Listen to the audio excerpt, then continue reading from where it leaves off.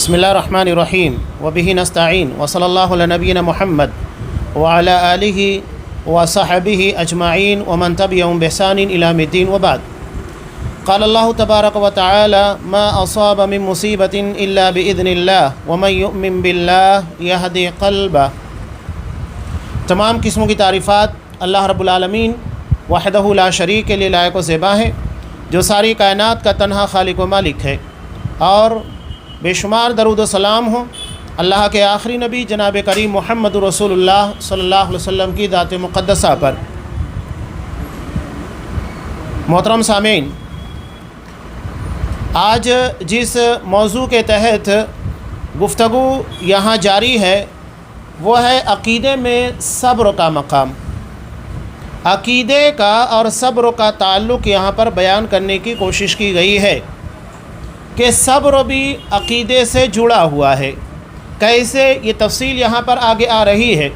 اس لیے کہ انسانی زندگی میں جو کچھ بھی ہو رہا ہے، پریشانیاں اچھائیاں جو بھی ہیں، بندہ اس بات کے پر ایمان رکھتا ہے کہ وہ تقدیر کا حصہ ہے، اور تقدیر کے پر ایمان رکھنا یہ عقیدے کا انتہائی اہم باب ہے. اس لیے اسے عقیدے سے جوڑ کر یہاں بیان کیا گیا ہے.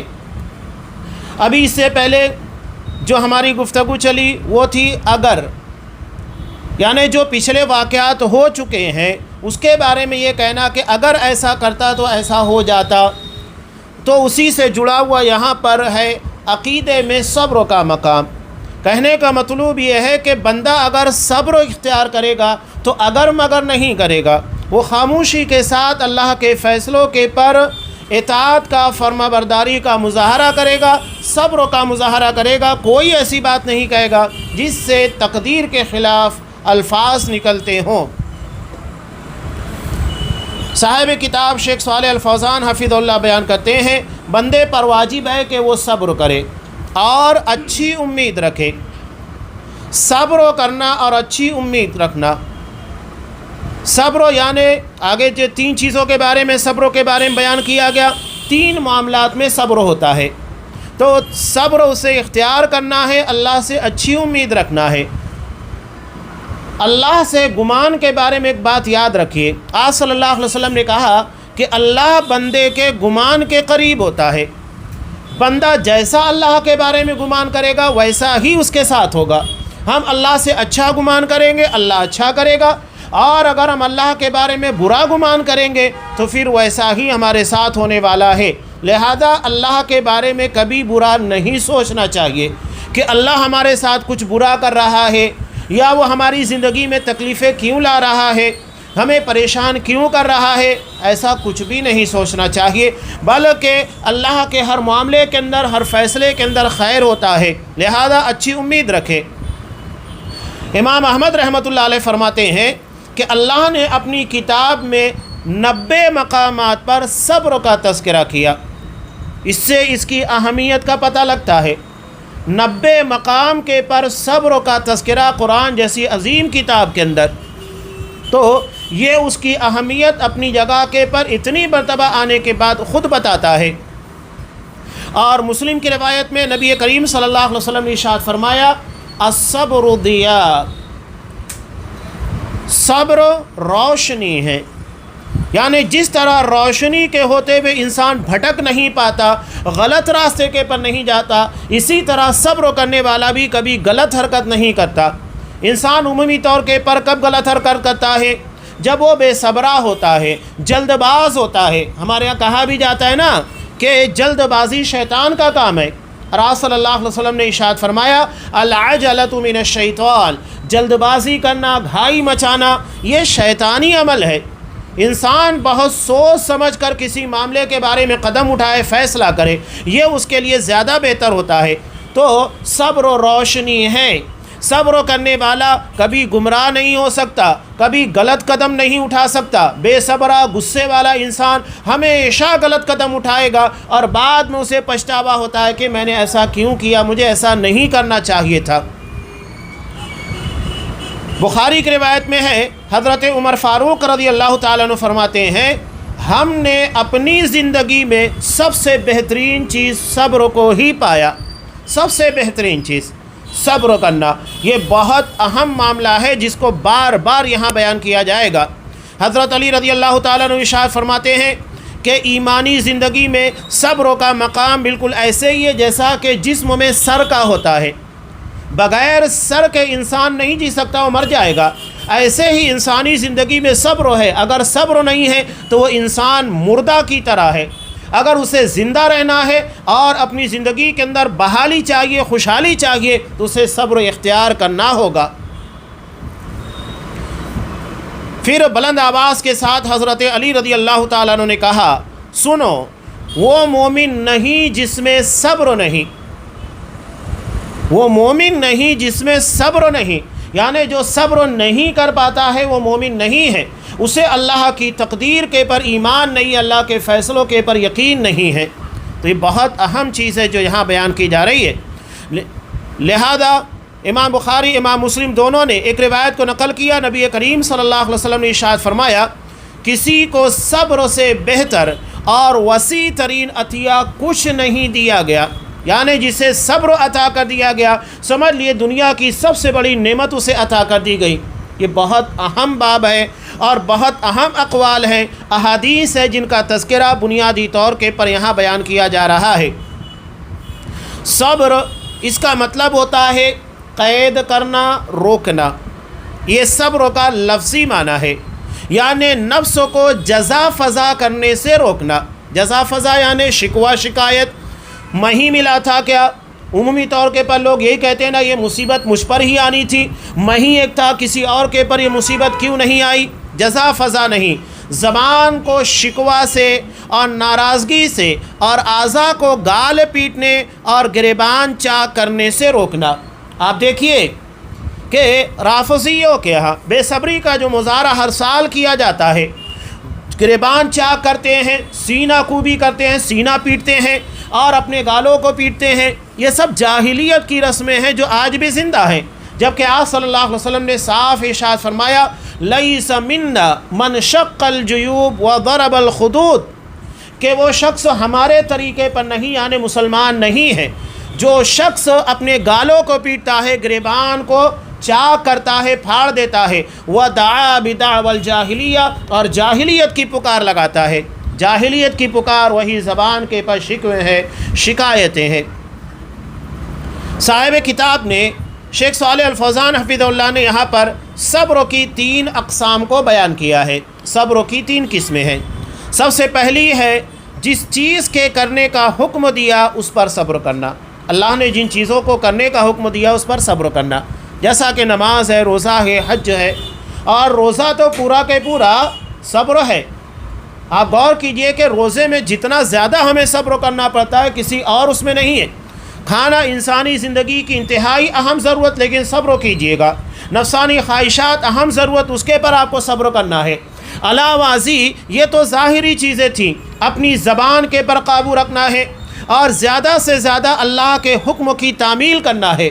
نمازیں ہیں، قرآن مجید کی تلاوت ہے، ذکر اذکار ہے، صدقہ و خیرات ہے، اچھائیاں بڑھ چڑھ کر کرنا ہے۔ لہذا قرآن مجید میں جیسا کہ ارشاد فرمایا، وَاسْتَعِینُوا بِالصَّبْرِ وَالصَّلَاةِ، کہ صبر اور نماز کے ذریعے اللہ سے مدد طلب کرو۔ تو وہاں پر کچھ لوگوں نے صبر کی تعریف اور اس کی تفسیر بیان کرتے ہوئے کہا کہ یہاں صبر سے مراد روزہ ہے، یعنی روزہ رکھ کر اللہ کی مدد حاصل کی جائے، یہ ذریعہ ہے۔ اب دوسری چیز ہے صبر کی قسموں میں سے جس چیز سے اللہ نے روکا ہے اس پر صبر کرنا۔ اللہ نے بہت ساری حرام چیزیں ہمارے لیے کی ہیں۔ حرام کا مطلب بھی عربی زبان میں کیا ہوتا ہے؟ المنع الشدید، یعنی جسے بہت سختی کے ساتھ روکا گیا ہے، منع کیا گیا ہے، وہ حرام ہوتا ہے۔ اب یہاں دیکھیے کہ آپ شرک ہے، بدعت ہے، خرافات ہے، زنا ہے، بدکاری ہے، حرام خوری ہے، غیبت ہے، چغلیاں ہیں، بہتان تراشیاں ہیں، اسے بہت سارے ہیں۔ یہاں تک کہ امام زابی رحمہ اللہ نے پوری ایک کتاب لکھی ہے، کتاب القبائر، یعنی بڑے بڑے گناہ جن سے شریعت نے ہم کو منع کیا ہے۔ تجارت کی لائن میں چلے جائیے، آپ کو وہاں پر بہت سارا جھوٹ ملے گا، اور آج آپ دیکھیے افسوس ہوتا ہے کہ آج ہماری تعلیم گاہیں کرپشن سے محفوظ نہیں. آج ہمارے یہاں پر ہاسپٹلس ہیں, ڈاکٹری لائن ہے, یہ کرپشن سے محفوظ نہیں ہے. افسوس ہوتا ہے ان ساری چیزوں کے بارے میں. یعنی ایسی ایسی حرام چیزیں استعمال کی جا رہی ہے کہ اللہ رحم کرے. تو یہاں جو کہا گیا ہے جن چیزوں سے اللہ نے منع کیا ہے ان چیزوں سے رک جانا. اور تیسری چیز جو بیان کی گئی ہے جو عمومی طور پر ہمارے یہاں صبر کے معنی میں استعمال ہوتی ہے وہ ہے تقدیر میں لکھی ہوئی مصیبتوں پر صبر کرنا. تقدیر میں مصیبتیں لکھی ہیں اس کا مطلب یہ نہیں ہے کہ ہمیں مجبور کیا جا رہا ہے کہ ہم وہ مصیبتیں اٹھائیں, بلکہ اللہ کو معلوم تھا کہ انسانی زندگی میں یہاں اس طرح کے مسائل پرابلم آئیں گے, اس لیے اللہ نے لکھا ہے. یہ مجبوری نہیں ہے بلکہ اللہ کا علم ہے. اللہ نے صاف کہا وَهُوَ بِكُلِّ شَيْءٍ عَلِيمٌ, اللہ ہر چیز کو جانتا ہے. تو ایسے ہی وہ ہماری زندگی کے پیدا کرنے سے پہلے ازل سے ہمارے بارے میں جانتا تھا کہ بندہ پیدا ہوگا, اس کی زندگی میں کیا کچھ ہونے والا ہے, سب جانتا ہے اللہ. تو اللہ کے علیم ہونے کا مطلب یہ ہے کہ وہ ہماری زندگی بلکہ اس کی تمام مخلوقات کی زندگی سے متعلق اللہ سارا علم رکھتا ہے. کوئی چیز اللہ کے علم کے دائرے کے باہر نہیں ہے. اللہ تبارک و تعالیٰ کا ارشاد ہے سورہ تغابن آیت نمبر 11. اللہ ارشاد فرماتا ہے ما اصاب من مصیبہ الا باذن اللہ, کہ کوئی مصیبت کبھی نہیں آتی مگر اللہ کی اجازت سے. جب تک اللہ کی اجازت نہیں ہوگی مصیبت اور پریشانی نہیں آئے گی. اس لیے کہ کوئی پتا زمین کے پر ایسا نہیں ہے کہ جو گرتا ہو اور اللہ کو اس کا علم نہ ہو. ہر چیز اسی کے حکم اور اسی کے اذن اور اجازت سے ہوتی ہے. وَمَن يُؤْمِن بِاللَّهِ يَهْدِ قَلْبَهُ, جو شخص اللہ پر ایمان رکھتا ہو اللہ اس کے دل کو ہدایت دیتا ہے. قرآن کہہ رہا ہے کہ اللہ پر ایمان رکھنے والے کے دل کو ہدایت ملتی ہے, اس لیے کہ سارا معاملہ تو دل کا ہی ہے. اگر دل مطمئن ہو جائے کہ اللہ نے جو میرے ساتھ کیا اس میں کوئی برائی نہیں ہے, اس میں ہر اعتبار سے خیر ہے, آگے وہ تفصیل آ رہی ہے, تو انسان کے دل کو ہدایت ملتی ہے, انسان پرسکون ہو جاتا ہے. میں اکثر ایک واقعہ بیان کرتے رہتا ہوں, بالکل آنکھوں دیکھا کہ قطر میں ایک شخص اپنے بچے کو لے کر آیا. تقدیر کے پر ایمان جتنا مضبوط ہوگا انسانی زندگی کے اندر بڑے بڑے حادثات اس کا کچھ بگاڑ نہیں پائیں گے, اس لیے کہ ایمان کے پر جو تقدیر کے پر جو ایمان ہے اتنی مضبوطی عطا کرتا ہے. اللہ کے پر ایسا ایمان ایسا توکل دیتا ہے کہ انسانی زندگی کے اندر بے اطمینانی نہیں آ پاتی ہے. ایک شخص اپنے بچے کو اسکول کے لیے لے کر آیا, اسٹاپ کے پر روکا, بچہ باہر نکلا, اسی کے آگے ایک لاری کھڑی تھی. اب اس لاری والے کو نہیں معلوم پڑا, اس میں ایک پاکستانی ڈرائیور تھا, کہ میرے پیچھے گاڑی آ کر کھڑی ہوئی ہے, اس میں سے کوئی باہر نکلا ہے. اب وہ اپنی گاڑی کو نکالنے کے لیے ریورس گیئر ڈالا, اور ریورس گیئر ڈالنے میں ہی وہ بچہ اس کے گاڑی کی زد میں آ گیا اور باپ کی نظروں کے سامنے شہید ہو گیا. سوچئے کہ باپ کے لیے اس کی نظروں کے سامنے بیٹے کا اس طرح وفات پا جانا کتنا مشکل ہوتا ہے. وہ باہر نکلا, کچھ لوگ جمع بھی ہو گئے, اور اس نے کہا کہ کوئی بات نہیں آپ چلے جائیے, اور اس کے بعد اپنے بچے کو اٹھاتا ہے چل دیتا ہے. کیوں؟ اس نے کہا کہ میرے بچے کی موت اس جگہ کے پر اسی حالت میں لکھی ہوئی تھی. یہ ہے تقدیر کے پر ایمان کہ اللہ نے اس کی موت یہاں پر اسی طرح لکھی ہوئی ہے, میں اس کا کچھ بھی نہیں کر سکتا تھا. تو سوچئے کہ اتنا بڑا حادثہ تقدیر کے پر ایمان کی وجہ سے انسانی زندگی میں کوئی ہلچل نہیں مچا پایا. ورنہ آپ دیکھیے کہ چھوٹی چھوٹی باتوں کے پر ہمارے یہاں پر کتنے بڑے بڑے فساد برپا ہو جاتے ہیں, کتنے جھگڑے ہوتے ہیں. آپ سرے راہ چلتے رہیے, معمولی باتوں کے پر جب ٹریفک کے معاملات آتے ہیں, روڈ کے پر آئے دن جھگڑے ہوتے رہتے ہیں. یہ اس کا مطلب ہے کہ ہمارے اندر صبر کا مادہ نہیں ہے, اور بے صبری ہے جس کی بنیاد کے پر یہ سارے مسائل پیدا ہو رہے ہیں. تو اللہ نے کہا جو بھی مصیبت آتی ہے وہ اللہ کی اجازت سے, اور اللہ کے پر جو ایمان رکھتا ہے اللہ اس کے دل کو ہدایت دیتا ہے. حضرت علقمہ رضی اللہ تعالیٰ عنہ فرماتے ہیں کہ یہ اس آدمی کے بارے میں ہے جسے مصیبت لاحق ہوتی ہے تو وہ جانتا ہے کہ یہ اللہ ہی کی جانب سے ہے, پس وہ اس پر راضی ہو کر اسے خوش دلی کے ساتھ قبول کر لیتا ہے. کوئی بھی مصیبت، آپ تاجر ہیں، کوئی بڑا حادثہ واقع ہو گیا، آپ کا ٹرک کسی ایکسیڈنٹ کا شکار ہو گیا، یا جو مال آپ لے کر آئے تھے مہنگی قیمت میں لے کر آئے لیکن آنے کے بعد پتہ لگا کہ اس کی قیمت گھٹ چکی ہے، ہوتا ہے اس طرح کے معاملات۔ یا یہ بھی ہو سکتا ہے کہ جو مال آپ نے منگایا اس میں بہت ساری چیزیں خراب ہو گئی جس کی وجہ سے آپ کو نقصان اٹھانا پڑا، ایسے بہت ساری چیزیں۔ ہمارے ہاں پاور لوم کا کاروبار چلتا ہے، دیکھیے کہ بہت سارا مال جمع ہوتا ہے، کبھی یہ ہوتا ہے کہ مہنگی قیمتوں میں سود خریدا جاتا ہے، اس کے پر مزدوری، محنت، ساری چیزیں، لیکن جب اسے بیچا جاتا ہے تو جتنی قیمت اس کے پر لگ چکی ہوتی ہے اتنی قیمت نہیں مل پاتی، یعنی محنت کرنے کے باوجود بھی پروفٹ ہاتھ نہیں لگتا۔ ایسے بہت سارے، یا ہماری زندگی کے اندر کوئی بڑا حادثہ واقع ہو گیا جس کی بنیاد کے پر میڈیکل لائن کے پر بڑا خرچ لگ گیا، یا کسی کی وفات ہو گئی، ہمارے ماں ہے، باپ ہے، بچہ ہے، یا کوئی قریبی رشتہ دار ہے، کوئی بھی ایسا حادثہ جو ہماری زندگی کے اندر واقع ہوتا ہے، اسی کے بارے میں کہہ رہے ہیں کہ جو یہ جانتا ہے اس کا ایمان ہے کہ اللہ ہی کی جانب سے ہے اور اس کے پر راضی ہو جاتا ہے تو اسے خوش دلی کے ساتھ قبول کر لیتا ہے، تو یہ اس کے لیے نازل بھی ہے۔ دوسرے اس آیت کے معنی کے بارے میں کہتے ہیں، یعنی جسے مصیبت لاحق ہوتی ہے وہ جانتا ہے کہ اللہ کی تقدیر سے ہے، پس وہ اس کے پر صبر کا مظاہرہ کرتا ہے، نیکی کی امید رکھتا ہے اور اللہ کی قضا پر سر تسلیم خم کر دیتا ہے۔ اللہ اس کے دل کو ہدایت دیتا ہے اور دنیا کی جو چیز چھوٹ گئی ہے اس سے بہتر بدلہ اسے عنایت کرتا ہے۔ ایسے بہت ساری مثالیں ہیں کہ بندہ اللہ کے معاملات کے پر صبر کا مظاہرہ کرتا ہے تو جو چیزیں دنیا میں فوت ہوئی ہیں اللہ اسے کہیں زیادہ بہتر اسے عطا کرتا ہے۔ مشہور واقعہ ہے حضرت ام سلمہ رضی اللہ تعالیٰ عنہ کا، ان کے شوہر ابو سلمہ کا انتقال ہوا، آپ صلی اللہ علیہ وسلم آئے اور دیکھا، اور یقینی بات ہے کہ ایک بیوی کے لیے شوہر کا انتقال بہت زیادہ مشکل اور پریشانی کا باعث ہوتا ہے۔ یہی وجہ ہے کہ شریعت نے اسے 4 مہینہ 10 دن سوگ منانے کا حکم دیا، جبکہ عام مرحومین کے تعلق سے ہے کہ صرف 3 دن سوگ منایا جائے، لیکن بیوی کے بارے میں حکم ہے کہ وہ 4 مہینہ 10 دن سوگ منائے۔ یہ اس کے دلی جذبات کی قدر کرتے ہوئے کہا گیا ہے۔ آپ صلی اللہ علیہ وسلم نے ان کو دعا سکھائی، کہا کہ تم مصیبت کے موقع کے پر یہ دعا پڑھو، انا للہ و انا الیہ راجعون، اللہم اجرنی فی مصیبتی ھذا واخلف لی خیرا منہا۔ چنانچہ انہوں نے اس دعا کو پڑھا۔ دعا کا مطلب ہے کہ ہم اللہ ہی کے اسی کی طرف لوٹ کر جانا ہے، یعنی جو چیزیں دنیا سے گئی وہ اللہ ہی کے پاس گئی، وہ اس کا مالک تھا، اللہ کے پاس پہنچ گئی۔ اور اس ضمن میں ایک واقعہ بھی بہت پیارا ہے کہ جب ایک مفتی صاحب کے بچے کا انتقال ہوا اور انہیں اپنے بچے سے بڑی محبت تھی، انتقال کے بعد انہوں نے لوگوں سے ملنا جلنا بند کر دیا۔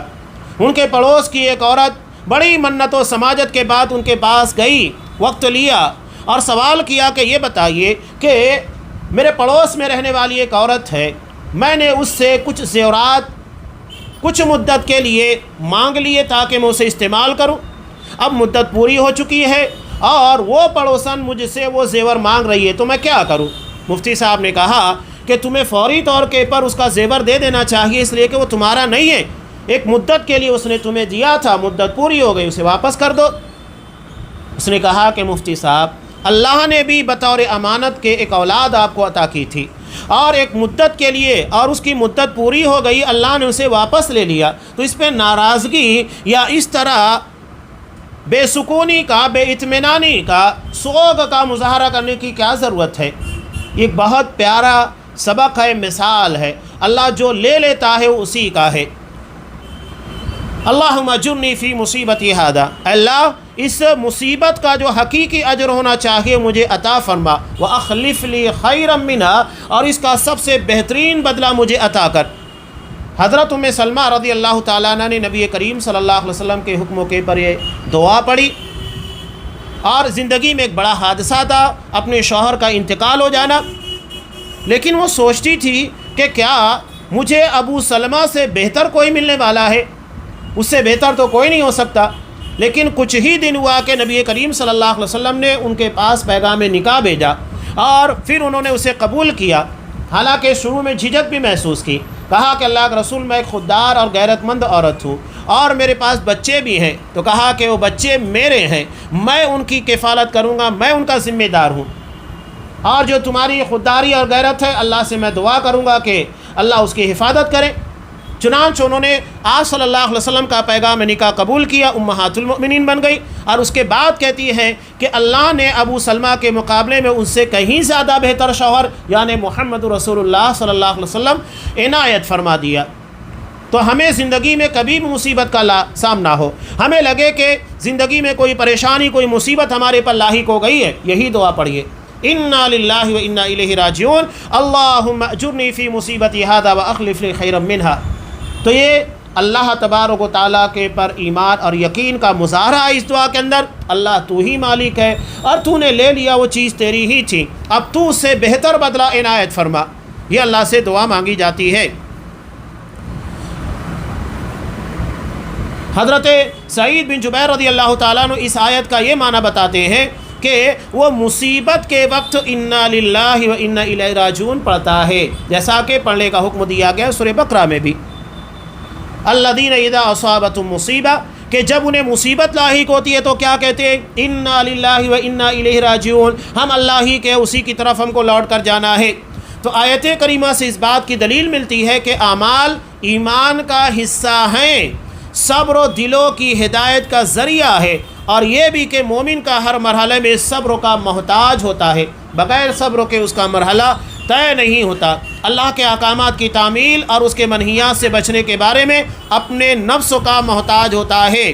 علاوہ ازیں اللہ کی راہ میں دعوت دیتے وقت جو تکالیف آتی ہیں ان میں صبر کا محتاج ہوتا ہے، ہر موقع پر اللہ کے حکم کی تعمیل کرنا ہے وہاں بھی صبر کی ضرورت پیش آتی ہے، اللہ نے کسی چیز سے منع کیا ہے تو اس سے رکنے میں بھی صبر کی ضرورت پیش آتی ہے۔ علامہ ازیں دعوت یعنی دین کا کام کرتے وقت تو سب سے زیادہ صبر کا سامنا کرنا پڑتا ہے۔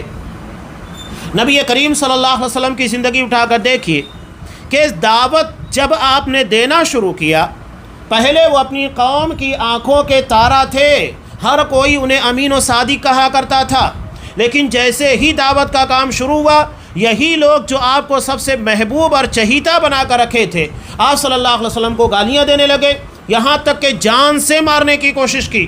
آپ کا ہنسی مذاق کیا جاتا تھا، جب آپ نماز کے لیے کعبۃ اللہ میں آتے آپ کو ٹھٹا اڑایا جاتا تھا، یہ حالت تھی۔ ایک مرتبہ تو ابو جہل نے جب آپ صلی اللہ علیہ وسلم سجدے میں گئے تو کہا کہ کون ہے جو اونٹ کی اوجڑی لا کر آپ صلی اللہ علیہ وسلم کے سر کے پر رکھ دے، گندی ہوتی ہے نا، غلاظت بھری ہوتی ہے اس کے اندر۔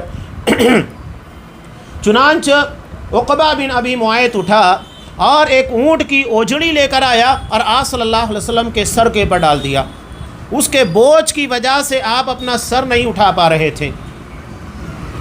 یہ منظر آپ کی بیٹی حضرت فاطمہ رضی اللہ تعالیٰ عنہ نے دیکھا، فوری طور کے پر آئی اور اس گندگی کو آپ صلی اللہ علیہ وسلم سے دور کیا، تب آپ اپنے سجدے سے سر اٹھائے۔ یہ دعوت کی راہ میں ہے۔ آپ صلی اللہ علیہ وسلم کے بارے میں دیکھیے، جب مکہ والوں سے آپ مایوس ہو گئے کہ میں 10 سال تک یہاں محنت کرتا رہا لیکن نتیجہ کوئی خاص برآمد نہیں ہوا، طائف گئے، طائف کی پہاڑی دیکھ لیں گے تو حیران ہو جائیں گے، انسان اسے دیکھ لے تو ہمت نہ کرے کہ اس کے پر چڑھے۔ آپ صلی اللہ علیہ وسلم نے پیدل اسے کراس کیا، طائف گئے، اور وہاں جانے کے بعد کیا ہوا، اتنا لمبا سفر پیدل طے کرنے کے بعد وہاں کے لوگوں نے مارا، پتھروں سے لہو لہان کر دیا، پیچھے بدماشوں کو لگا دیا جو آپ صلی اللہ علیہ وسلم کو گالیاں دیتے تھے، آپ کا مذاق اڑاتے تھے۔ یہ حالت تھی آپ صلی اللہ علیہ وسلم کی۔ حضرت عائشہ رضی اللہ تعالیٰ عنہ پوچھتی ہیں کہ آپ کی زندگی کا کوئی ایسا مرحلہ بھی ہے جو بہت سخت دن رہا اور آپ کے لیے بہت پریشانی کا اور مشکل کا دن تھا؟ آپ صلی اللہ علیہ وسلم نے کہا کہ ہاں، طائف والا دن، جب میں مکہ والوں سے نا امید ہو گیا کہ اب یہاں پر مزید لوگ ایمان لانے والے نہیں ہیں، جتنے لوگ لے کر آ گئے ہو گیا معاملہ ختم، اور اس امید میں میں طائف گیا کہ وہاں کے لوگ میری دعوت کو قبول کریں گے، لیکن وہاں کے لوگوں نے میرے ساتھ مکہ والوں سے کہیں زیادہ برا برتاؤ کیا، پتھروں سے مار کر لہو لہان کر دیا اور پیچھے اوباشوں کو لگا کر گالیاں دی، یعنی جسمانی طور کے پر نفسیاتی طور پر دونوں اعتبار سے آپ کو حیران و پریشان کیا گیا۔ یہ دعوت کا راستہ بڑا مشکل ہوتا ہے، آسان کام نہیں ہے، اس راہ میں مشکلات آتی ہیں، اور بہت سارے ایسے افراد کھڑے ہوں گے جو دعوت کے کام کو، کاز کو روکنے کی حتی الامکان کوشش کریں گے۔ حضرت علامہ احسان الہی ظہیر رحمۃ اللہ علیہ بہت پیاری بات کہا کرتے تھے کہ دعوت کی راہ میں کبھی مشکلات آئے، پریشانیاں آئیں تو طائف کے واقعے کو یاد کر لیا کرو، اس لیے کہ تم نبی کریم صلی اللہ علیہ وسلم سے بہتر نہیں، اور جو تکالیف آپ کو دی جا رہی ہیں طائف والوں نے اس سے کہیں زیادہ سنگین اور خطرناک قسموں کی تکلیف آپ صلی اللہ علیہ وسلم کو دی۔ آپ کو تو پتھروں سے نہیں مارا جاتا ہے، ٹھیک ہے، ٹارچر کیا جا رہا ہے، بدنام کیا جا رہا ہے، گالیاں دی جا رہی ہے، بہتان لگائے جا رہے ہیں، اس سے زیادہ کچھ نہیں۔ وہاں تو نبی کریم صلی اللہ علیہ وسلم کے ساتھ اتنا ہونے کے بعد پتھروں سے بھی مارا گیا۔ یہ دعوت کا کام ہے، اسی لیے قرآن مجید نے آپ صلی اللہ علیہ وسلم کو دعوت کا حکم دینے کے ساتھ کہا ادع الی سبیل ربک بالحکمہ والموعظۃ الحسنہ، اللہ کے راستے کی طرف حکمت، بہترین نصیحت کے ساتھ لوگوں کو بلائیے، وجادلہم باللتی ہی احسن، اور لوگوں سے مباحثے کی ضرورت پیش آئے تو ایسے طریقے سے کرو جو بہتر ہو، اور اس کے بعد اگر تمہارے لیے کوئی مشکل پیش آ جائے، کوئی تمہیں سزا دے، کوئی تمہیں تکلیف پہنچائے، وَإِنْ عَاقَبْتُمْ، اگر کوئی شخص تم پر زیادتی کرے تو کیا کرو، فَعَاقِبُوا بِمِثْلِ مَا عُوقِبْتُمْ بِهِ، تو اتنا ہی بدلہ لو جتنا کہ تمہارے ساتھ زیادتی کی گئی ہے۔ یہ تو پہلا اسٹیپ قرآن مجید نے بیان کیا، لیکن اس کے بعد اللہ نے کیا کہا، وَلَئِن صَبَرْتُمْ، لیکن اگر تم صبر کر لے جاؤ تو لَهُوَ خَيْرٌ لِلصَّابِرِينَ، یہ صبر کرنے والوں کے لیے بہت بہتر ہے۔ بعض لوگ سمجھتے ہیں کہ ہم لوگوں پر الزام تراشی کرے، دعوت کا راستہ روکے، ہے ہمارے درمیان بھی اس طرح کی بہت ساری حرکتیں ہوتی ہیں، ہر کوئی سمجھ رہا ہے، اور اس طرح دعوت کی راہ میں رکاوٹ ڈالنے والے یہ سمجھتے ہیں جب ان کے خلاف کوئی کارروائی نہیں کی جائے تو سمجھتے ہیں کہ ہم بہادر ہیں، ہم سچے ہیں، تبھی تو ہمارے خلاف کچھ ہو نہیں رہا ہے۔ تو قرآن کہہ رہا ہے کہ لَهُوَ خَيْرٌ لِلصَّابِرِينَ، یہ صبر کرنے والوں کے لیے بہتر ہے، راستے میں رکاوٹیں ڈالنے والوں کے لیے نہیں۔ صبر کرنے والوں کے تعلق سے کہا کہ یہ ان کے لیے بہتر ہے جو صبر کر لے جا رہے ہیں۔ وَاصْبِرْ وَمَا صَبْرُكَ إِلَّا بِاللَّهِ، تو آپ صبر کرو، یقیناً یہ صبر اللہ ہی کی خاطر ہونا چاہیے، اللہ کے لیے، کہ اللہ تو دیکھ رہا ہے کہ میں کن حالات سے گزر رہا ہوں، میں کیسے صبر کر رہا ہوں، کن حالات سے میری زندگی گزر رہی ہے، تو اللہ ہی ان چیزوں کو، اور اللہ سب سے بہتر جاننے والا ہے۔ تو یہ امر بالمعروف نہی عن المنکر کا فریضہ ادا کرتے وقت اس طرح کی تکالیف پہنچتی ہے، اور ایسے میں صبر کی ضرورت سب سے زیادہ پیش آتی ہے۔ چنانچہ حضرت لقمان نے بھی اپنے بیٹے سے کہا تھا، یا بنی اقیم الصلاۃ، اے میرے بیٹے نماز قائم کر، وَأْمُرْ بِالْمَعْرُوفِ وَانْهَ عَنِ الْمُنْكَرِ، بھلائی کا حکم دے، برائیوں سے روک، وَاصْبِرْ عَلَى مَا أَصَابَكَ، اور جو تکلیفیں تجھے پہنچ رہی ہے اس کے پر صبر کر، ان ذالک من عزم الامور، یقیناً یہ بڑے ہمت والے کاموں میں سے ہے۔ آسان کام نہیں ہوتا ہے کہ کوئی ہمارے خلاف سازشیں رچے، الزامات لگائے، بدنام کرنے کی کوشش کرے، دعوت کے راستوں کو روکنے کی کوشش کرے، اس کے بعد صبر کرنا، ڈٹے رہنا اور اپنا کام کرتے رہنا، یہ بڑے ہمت والے کاموں میں سے ہے۔ تو یہاں بتا دیا گیا جب بھی امر بالمعروف، نیکی کا حکم دیا جائے گا، برائیوں سے روکا جائے گا، تو ایسے وقت میں تکالیف آئیں گی، مشکلات کا سامنا کرنا ہوگا۔ اور اس کے علاوہ کہ مومن کا معاملہ تو ہر اعتبار سے بہتر ہی ہوتا ہے، اگر وہ اللہ کی نعمتوں کے پر شکر ادا کرتا یہ اس کے لیے بہتر، اور آنے والی مصیبت کے پر صبر کرتا ہے تو یہ اس کے لیے بہتر ہوتا ہے۔ یہ زندگی کے اندر یہ ساری چیزیں چلتی رہے گی۔ آگے صاحب کتاب نے ایک روایت صحیح مسلم کے حوالے سے نقل کی، حضرت ابو ہریرہ رضی اللہ تعالیٰ عنہ فرماتے ہیں کہ رسول اللہ صلی اللہ علیہ وسلم نے ارشاد فرمایا، لوگوں میں پائی جانے والی دو چیزیں کفر ہے، لوگوں میں پائی جانے والی دو چیزیں کفر ہیں۔ نمبر ایک، نسب کا طعنہ دینا، نسب یعنی انسان کے نسل، خاندان، برادری کا، قبیلے کا طعنہ دینا، اور میت کے پر نوحہ کرنا، ماتم کرنا، یہ دونوں چیزیں زمانہ جاہلیت کی ہیں، کفر کی ہیں۔ ہمارے ہاں بھی عام طور سے خاندان کو کے نام کے پر لوگوں کو طعنہ دیا جاتا ہے، ارے وہ فلاں خاندان کا ہے نا، ایسے ہی ہے، اس کا خاندان ایسا ہی ہے، اس کے خاندان کے ایسے ہی لوگ ہوتے ہیں، تو یہ خاندان، قبیلہ، برادری کے نام کے پر تانا دینا یہ غلط ہے، اور یہ ایسی کوئی چیز نہیں ہے۔ اب آپ دیکھیے کہ حضرت نوح علیہ السلام، ان کا بیٹا کون ہے؟ کافر تھا۔ 3 بیٹے حام، سام، یافیس یہ مسلمان ہیں، لیکن اس کے مقابلے میں دوسرا جو بیٹا تھا وہ کافر تھا۔ تو کیا نعوذ باللہ اس کی بنیاد کے پر حضرت نوح علیہ السلام کو مورد الزام ٹھہرایا جائے؟ حضرت ابراہیم علیہ السلام کا باپ پجاری تھا، بت بناتا تھا اور لوگوں کے درمیان ان کی پوجا کرواتا تھا، اور حضرت ابراہیم علیہ السلام توحید کے علمبردار، یعنی ایک کافر اور مشرک کے گھر میں اللہ نے توحید کی شمع کرنے والا بندہ پیدا کیا۔ تو اس سے نسل سے حقیقت میں دیکھا جائے تو کوئی ایسا خاص معاملہ نہیں ہوتا ہے، لہذا کسی کو خاندان کے نام کے پر تانا دینا غلط ہے۔ یہ بہت خراب چیز ہے جو ہمارے یہاں پر بھی پائی جاتی ہے۔ آپ صلی اللہ علیہ وسلم نے کہا تو یقینی بات ہے کہ ایسا ہوگا اور ہوتا ہے، لیکن یہ کفریہ عمل ہے، اس بارے میں اپنی زبانوں کو لگام دینا چاہیے اور ایسی کوئی حرکت نہیں کرنا چاہیے۔ اب یہاں ایک بہت پیاری حدیث نقل کی جسے امام ترمذی رحمۃ اللہ علیہ نے نقل کیا۔ اللہ کے معاملات بڑے عجیب ہوتے ہیں۔ ہم یہ سمجھتے ہیں کہ کسی کو سزا دی جا رہی ہے، کسی کے پر عذاب آ رہا ہے، نہیں، یہ ہم فیصلہ نہیں کر سکتے۔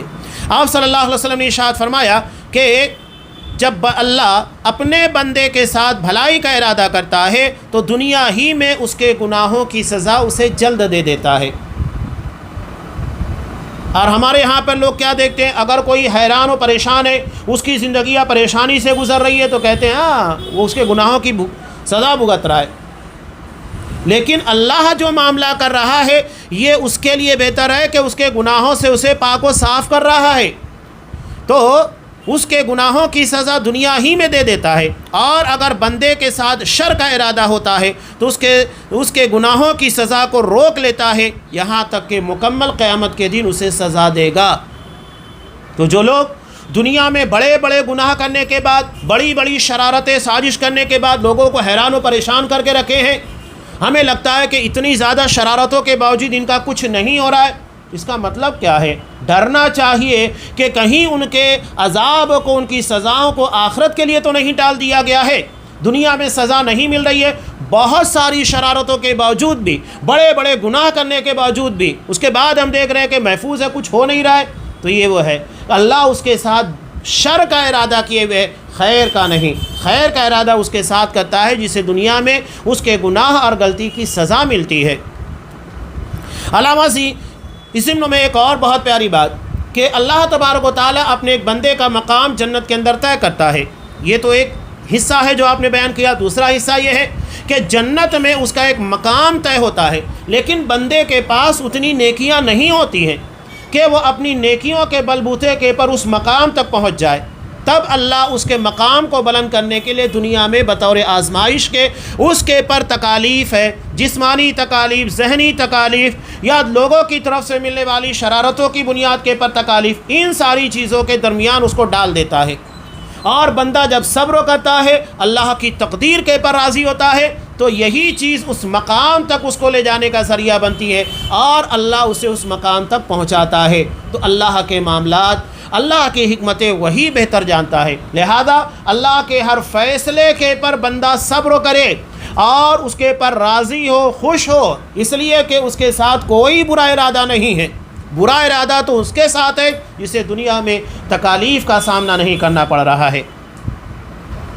علامہ ابن تیمیہ رحمۃ اللہ علیہ فرماتے ہیں مصائب نعمت ہے، آنے والی جو مصیبتیں ہوتی ہیں وہ نعمت ہے، اس لیے کہ یہ گناہوں کا کفارہ ہے، آخرت میں سزا ملے جہنم کی، اس سے بہتر ہے کہ دنیا میں انسان یہاں برداشت کر سکتا ہے، جہنم کی سزا کوئی برداشت نہیں کر سکتا۔ تو یہ گناہ مصائب نعمت ہے، اس لیے کہ گناہوں کا کفارہ ہے، صبر کی دعوت دیتی ہیں جس سے ثواب ملتا ہے صبر کرنے کی وجہ سے، مخلوق سے منہ موڑ کر صرف اللہ سے توبہ اور عاجزی کا تقاضا کرتی ہیں، بندہ ایسے میں اللہ کی طرف مزید رجوع کرتا ہے اور اللہ کی طرف خصوصی توجہ دیتا ہے۔ اس کے علاوہ بھی بہت ساری عظیم مصلحتیں ہیں جو کہ اس کے اندر رکھی گئی ہیں۔ ایک واقعہ جو بڑا پیارا ہے، آپ نے سوشل میڈیا وغیرہ کے پر دیکھا ہوگا، چند سال قبل کا، علی بنات نامی ایک شخص تھا آسٹریلیا کا، اللہ نے جسے بڑا نوازا تھا، بہت دولت تھی، اور وہ دنیا کی تعیش، عیش و عشرت کے اندر گھرا ہوا تھا، نہ تو اسے دین کے بارے میں کوئی فکر تھی، نہ تو اپنی آخرت کے بارے میں کوئی فکر۔ نوجوان تھا، کوئی زیادہ عمر نہیں تھی، 30 سال کے آس پاس عمر تھی، بھرپور جوانی ہے۔ کچھ دن کے بعد اس کی زندگی میں اندر کچھ بدلاؤ آیا، کچھ تکالیف آئی، جس کی بنیاد کے پر اس نے ٹیسٹ کیا تو پتہ چلا کہ اسے کینسر کی بیماری ہے اور اس کا علاج ممکن نہیں ہے۔ ڈاکٹروں نے علاج کرنے کی کوشش کی اور اس کے بعد کہا کہ دیکھو تم چند مہینوں کے مہمان ہو۔ یقینی بات ہے کہ آدمی کو موت کی خبر چند مہینے قبل دے دی جائے تو اس کے لیے کتنا بڑا صدمہ ہوگا، وہ تو اسی وقت مرنا شروع کر دیتا ہے۔ یہ بھی اس کے لیے بہت حیرانگی کا باعث بن گئی۔ اس نے اپنے سارے غلط کاموں سے توبہ کیا، مکمل طور سے نمازی بنا، صدقہ و خیرات کرنے لگا، اپنی پراپرٹی کو زیادہ سے زیادہ غربا مساکین میں خرچ کرنے لگا اور ان کے لیے بڑے بڑے کام کیا۔ اللہ نے زندگی لمبی دی۔ ڈاکٹروں نے کہا تھا کہ چند مہینے، وہ اس کے بعد قریب 7 سال تک زندہ رہا، لیکن آخر کار بیماری اس کی صحت کے پر غالب آ گئی اور وہ موت کی آغوش میں چلا گیا۔ اور اس وقت گیا جب وہ اللہ سے توبہ و انابت کر رہا تھا، استغفار کر رہا تھا، اپنے گناہوں کی معافی مانگ رہا تھا۔ بتائیے اس حالت میں جو 7 سال پہلے تھی، اگر موت آتی تو وہ کہاں جاتا؟ اور آج 7 سال کے بعد جو اس کے لیے ایک لمبا پیریڈ تھا، جس میں اس نے بہت سارے نیک کام کیے اور اپنے گناہوں سے خوب توبہ کی، لوگوں کی خوب مدد کی، صدقہ جاریہ کے لیے بہت ساری چیزیں چھوڑ کر چلا گیا کہ یہ بہتر ہے، تو یہ ہمارے لیے بظاہر لگتا ہے کہ یہ ہمارے لیے شر ہے، حالانکہ وہ شر نہیں ہوتا، وہ خیر ہوتا ہے۔ آگے صاحب کتاب بیان کرتے ہیں، رسول اللہ صلی اللہ علیہ وسلم کی ایک حدیث کو نقل کیا۔ آپ صلی اللہ علیہ وسلم نے ارشاد فرمایا، عظیم ترین انعامات بڑی آزمائشوں کے بعد ہی ملتے، ان عظم الجزاء مع عظم البلاء، کہ بڑے بڑے انعامات بڑے امتحان کے بعد ملتے ہیں۔ IAS ہے، IPS ہے، بڑی بڑی جو ڈگریاں ہوتی ہیں PhD وغیرہ کی، ایسا نہیں کہ کوئی آدمی پہلی دوسری تیسری کلاس پاس کرے اور اس کو دے دی جائے اتنی بڑی بڑی ڈگریاں۔ اس کے لیے اتنی محنت کرنا پڑتا ہے اور اتنا زیادہ انسان کو اسٹڈی کرنا پڑتا ہے، تیاری کرنا پڑتا ہے، اور دنیا کی تمام فضولیات سے بچ کر زیادہ سے زیادہ مطالعے کے پر، تیاری کے پر دھیان دینا پڑتا ہے، تب جا کر اسے یہ بڑی ڈگری ملتی ہے۔ اور جنت کی ڈگری تو سب سے عالی شان ڈگری ہے، اس سے بڑی ڈگری دنیا میں کوئی ہے ہی نہیں جو ملے۔ سب سے بڑی ڈگری اگر کسی کو ملے گی تو جنتی ہونے کی، اور سب سے بری ڈگری اگر کسی کو ملے گی تو جہنمی ہونے کی۔ تو ہمیں جنتی ہونے کی ڈگری حاصل کرنا ہے، اور جنت اللہ کی سب سے عظیم نعمت ہے، لہذا اس کے لیے اتنی کوشش کرنی پڑے گی، اتنے امتحانات دینے پڑیں گے۔ اسی کو اللہ کے رسول صلی اللہ علیہ وسلم نے یہاں پر بیان کیا، اور کتنی پیاری بات آپ نے آگے کہی، بے شک اللہ تعالیٰ جس قوم سے محبت کرتا ہے اسے آزماتا ہے۔ اللہ کے سب سے محبوب بندے کون ہوتے ہیں؟ انبیاء کرام علیہم الصلاۃ والسلام۔ لہذا آپ دیکھیے کہ انبیاء سب سے زیادہ آزمائش کا شکار ہوئے۔ آپ صلی اللہ علیہ وسلم کی زندگی اٹھا کر دیکھیے، اخیر مرحلے تک آپ آزمائشوں کا شکار تھے، مشکلات، پریشانیاں، امتحان لگا ہوا تھا، اور یہی معاملہ اصحاب کرام کی زندگی کا۔ تو جو جتنے اونچے ایمان کے معیار کا ہوتا ہے اتنی آزمائشوں کے اندر مبتلا کیا جاتا ہے۔ بڑے بڑے امتحانات کن لوگوں سے لیے جاتے ہیں؟ جاہلوں سے نہیں۔ کوئی ڈھپن ڈور ہوتا ہے، پڑھا لکھا ہوتا نہیں ہے، جاہل ہوتا ہے، اس سے تھوڑی بڑے بڑے سوالات کیے جاتے ہیں۔ جس کی جتنی اونچی ڈگری ہوگی اتنے بڑے سوالات، اتنے اہم سوالات ہوں گے۔ IAS کے لیے جو سوالات ہوتے ہیں یہ پہلی دوسری پڑھنے والے یا 10ویں پاس سے نہیں پوچھے جاتے، بلکہ اس معیار کو جو پہنچتا ہے اس سے پوچھے جاتے ہیں۔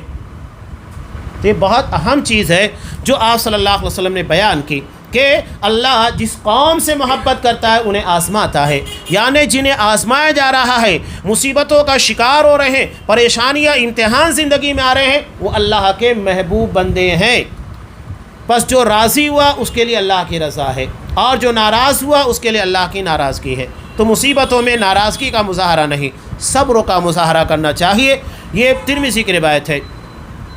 یہ رضا کیا ہے؟ رضامندی، رضا یہ ہے کہ بندہ اللہ پر حسن ظن رکھے، اچھی امید رکھے، اور اس سے ثواب کی امید میں معاملہ اللہ کے سپرد کر دے، کہ اللہ ہی سب سے بہتر جاننے والا ہے، سب سے بہترین میرے معاملے کا فیصلہ کرنے والا ہے۔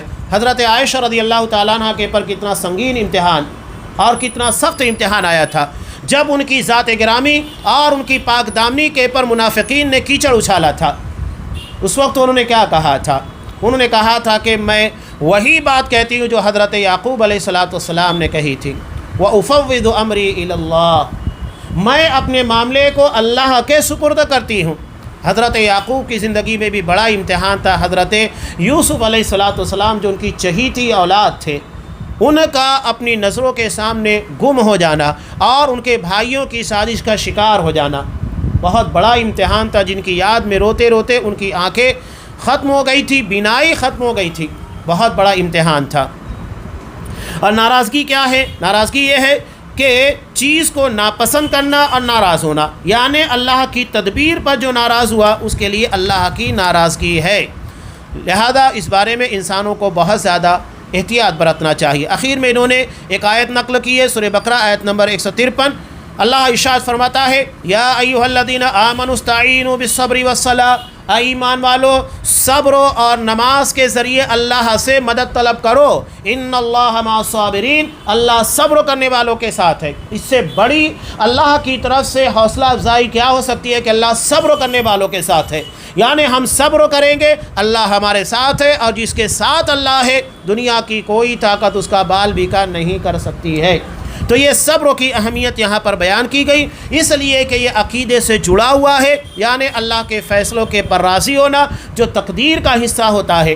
اب اس کے بعد جو تفصیلی گفتگو جاری ہونے والی ہے وہ ہے ان الفاظ کا بیان جنہیں اللہ کی تعظیم اور شان کی وجہ سے کہنا جائز نہیں ہے۔ کچھ الفاظ ہیں جو اللہ کی تعظیم اور اللہ کے جلال اور اس کے مرتبت کی بنیاد کے پر اللہ کے لیے استعمال نہیں کرنا چاہیے۔